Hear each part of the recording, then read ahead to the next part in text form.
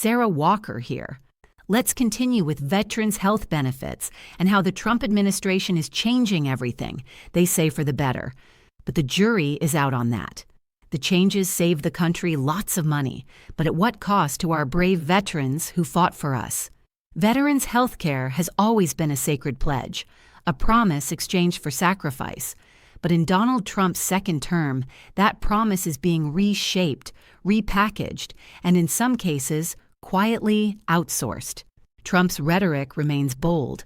No one has done more for veterans than me. But behind the slogans, a different reality unfolds, particularly for those living in rural America, where access to quality care is already a logistical challenge. Under the guise of freedom of choice, the Trump administration has accelerated a shift toward privatization, outsourcing more care to the private sector. That sounds good. Until you realize that for many veterans, especially in underserved regions, it means longer waits, fewer specialists, and an increased reliance on providers who don't fully understand the VA system or military-related conditions. Meanwhile, Trump's political allies paint the issue in black and white terms. Government care bad, private market good. But this ignores a fundamental truth. The VA system, for all its flaws, was built to treat the unique health challenges of veterans, PTSD, burn pit exposure, prosthetics, military sexual trauma. These aren't routine ailments, and generic civilian care doesn't cut it.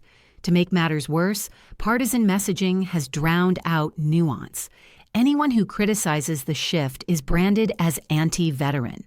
But if honoring veterans means more than applause at rallies, we must ask, what kind of system are we building, and for whom? Ironically, some of the loudest voices calling for the privatization of the VA have never served. And some of the most outspoken defenders of the VA, doctors, nurses, and veterans themselves, are struggling to be heard above the political noise. In Trump's second term, the battle for veterans' health care isn't just about clinics and copays. It's about priorities. Do we value loyalty to slogans or loyalty to those who served? Do we want a healthcare system that rewards political donors or one that keeps its promise to the people who wore the uniform? Veterans didn't ask for this ideological experiment. They asked for care, dignity, and respect. It's time we deliver. The expanded use of private clinics through the VA Mission Act, initially passed in 2018 but dramatically expanded during Trump's second term, has created what critics call a two-tiered system.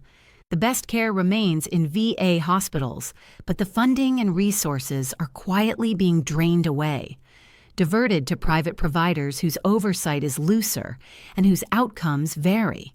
Rural veterans, those who arguably need the most consistent and integrated care, now face a fractured healthcare network.